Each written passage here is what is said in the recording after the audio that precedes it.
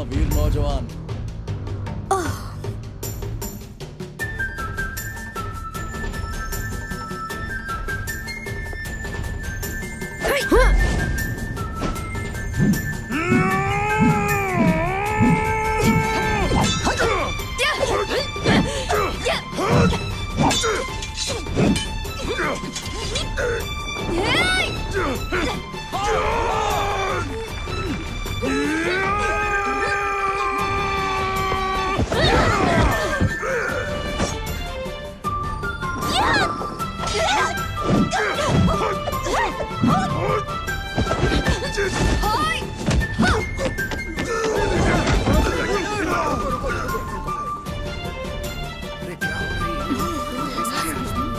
रुको तुम।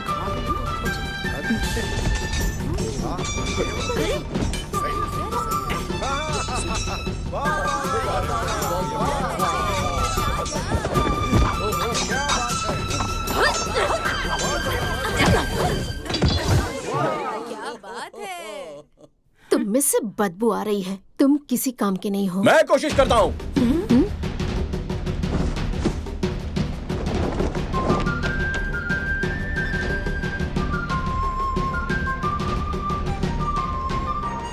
मोहतरमा, आप जो कह रही हैं वो बहुत ही सही है।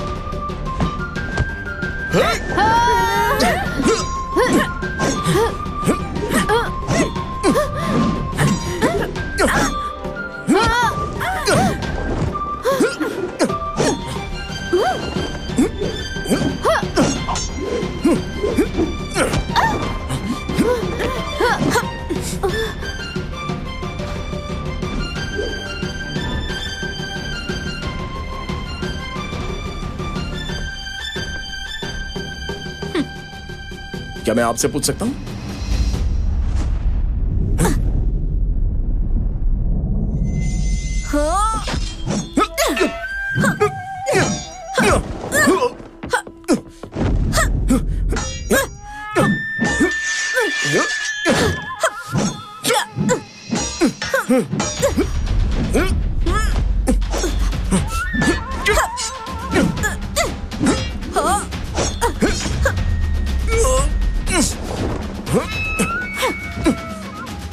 ये राजकुमार कितना आकर्षक है ना?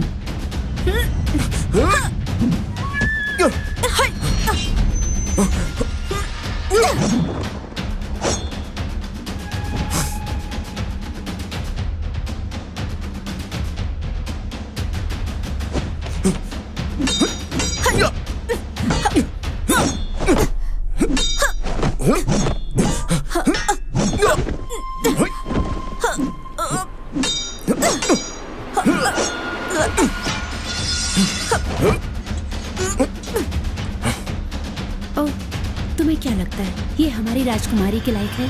कोई भी राजकुमारी के लायक नहीं है।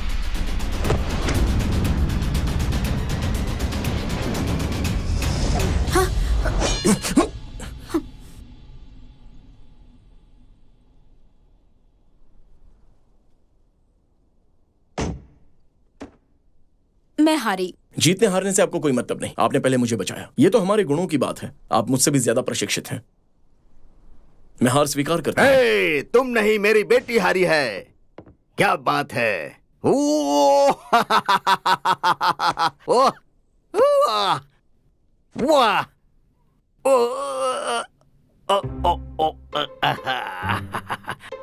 वाह! तुम बेहतरीन हो, बिल्कुल मेरी तरह। तुम ही मेरे जवाई राजा बनोगे। हाँ? मैं यहाँ शादी के लिए नहीं आया हूँ, बल्कि महाराज मुंह से मिलने आया हूँ। मैं ही महाराज मुंह हूँ?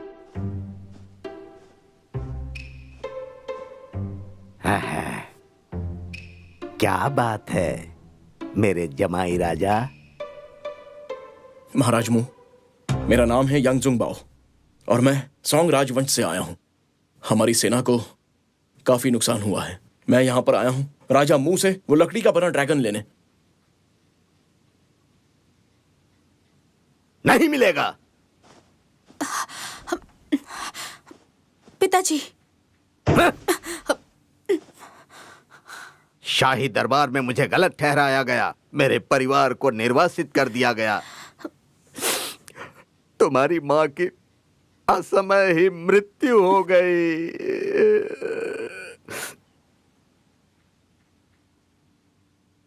इस बारे में तुमसे कोई बात नहीं की जाएगी। ज्यादा बोलोगे तो किले से बाहर फेंक दिए जाओगे।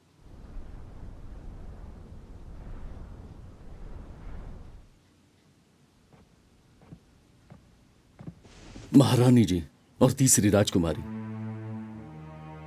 महारानी साहिबा, जो सबसे ताकतवर सैनिक थे सोंग सेना के, हमने उन्हें हराकर स्वर्गद्वार रचना से हमने उन सबको मार डाला।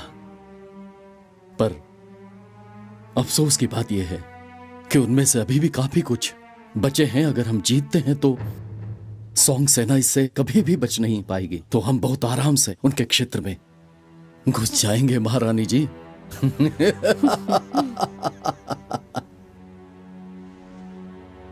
बहुत अच्छे गुरुजी। यांशु, ये स्वर्ग द्वार रचना बहुत ही प्रभावी है।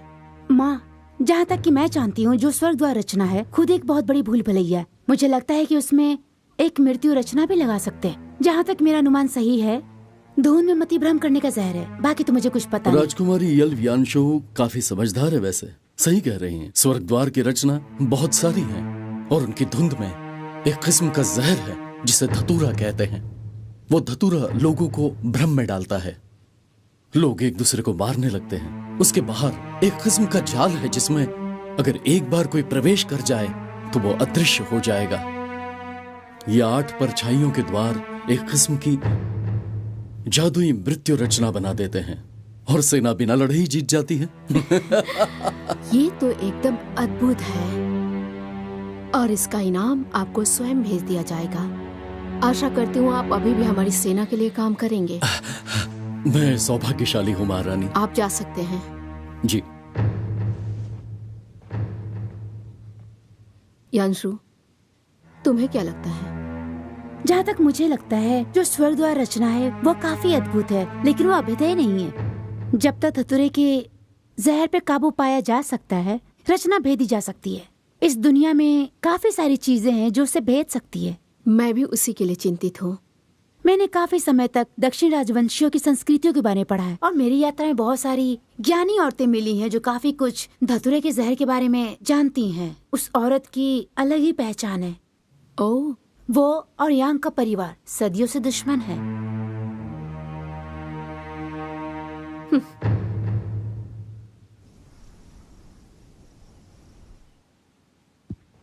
चुपचाप से चलो, शांत हो जाओ। छोड़ो। चलो बैठो।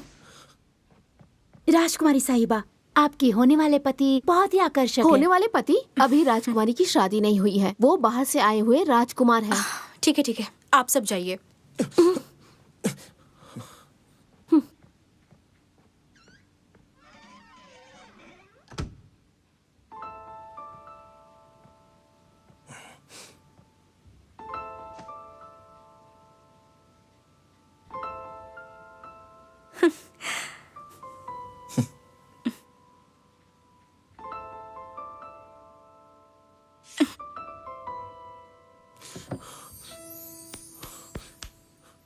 राजकुमारी मोह, मैं आपको ढंग से जानता तक नहीं और आप ये क्या षड्यंत्र रचा रही हैं? देखो, ऐसा तो मत बोलो। प्रतियोगिता के नियम काफी ज्यादा स्पष्ट थे। तुम उस समय अखाड़े में थे और तुमने मुझे हरा दिया। अब शादी तो करनी ही होगी। मैंने कोई षड्यंत्र नहीं रचा। आपको पता है, ये सब मैं चाहता ही नहीं था। तो फिर ऐसा करते हैं, फिर से लड़ते हैं। अगर मैंने तुम्हें हरा दिया तो तुम मुझसे शादी करोगे।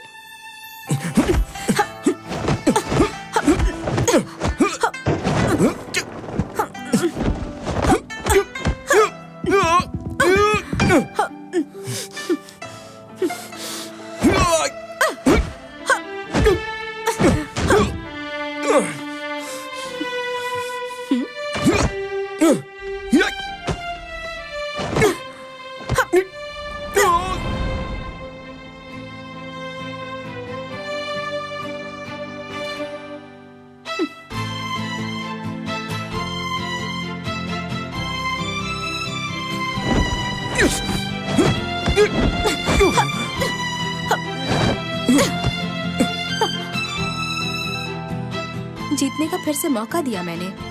क्या लगता है मैं तुम्हें हरा नहीं सकती? आप लड़ने में बहुत ही अच्छी हैं। अगर आप सेना के साथ लड़ोगी तो बहुत ही बड़ा फर्क आ सकता है। कितनी शर्म की बात है कि अब तुम मेरे साथ ही रहोगे। अपनी सेना के बारे में भूल जाओ और अब यहीं पर रुको।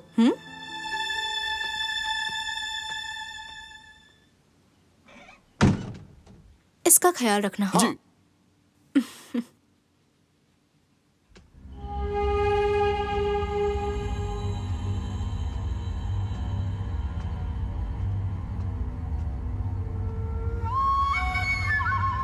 महारानी साहिबा, तुम बहुत ही सुंदर हो।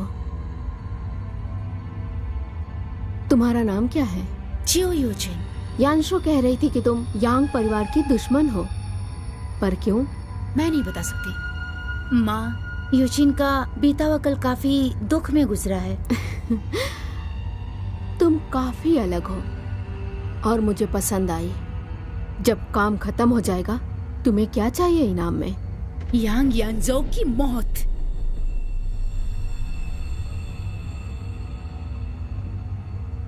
महारानी साहिबा, ये चियो चिन है। ये बहुत माहिर है धतूरे के क्षेत्र में। ये मदद करेगी स्वर्ग द्वार रचना को सुधारने में।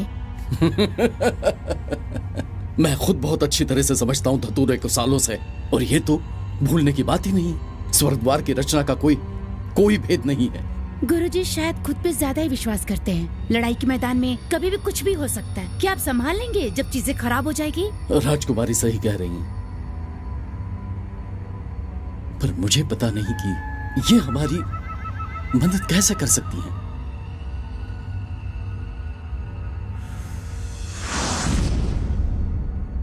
क्या गुरुजी को गर्मी नहीं लग रही?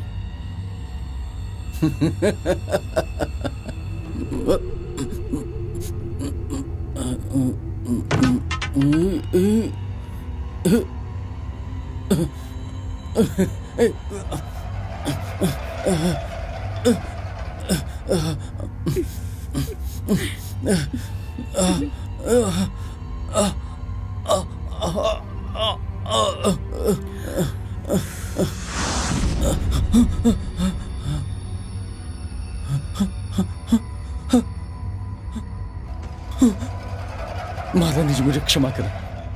अब आपको कैसा लग रहा है गुरुजी? गर्मी नहीं, मेरे जैसा महामूर्ख कोई नहीं। आप मुझे कुछ सिखा सकती हैं? आपने कभी कुछ सुना है गुरुजी काले धतूरे के बारे में?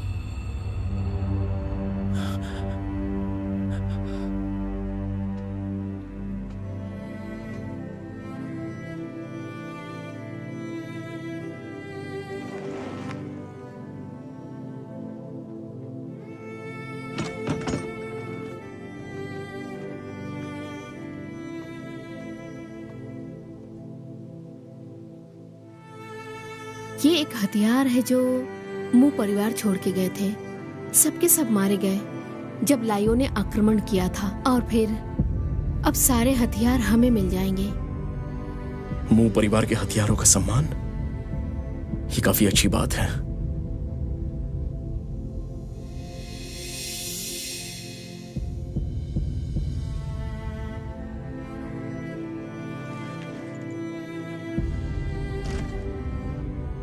ठीक है, अब मैं यहाँ से चलती हूँ।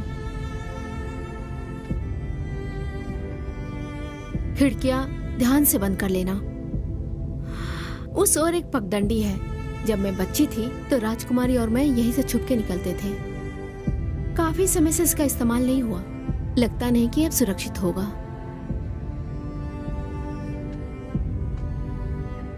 राजकुमार यांग, खिड़कियां ध्यान से बंद कर लेना।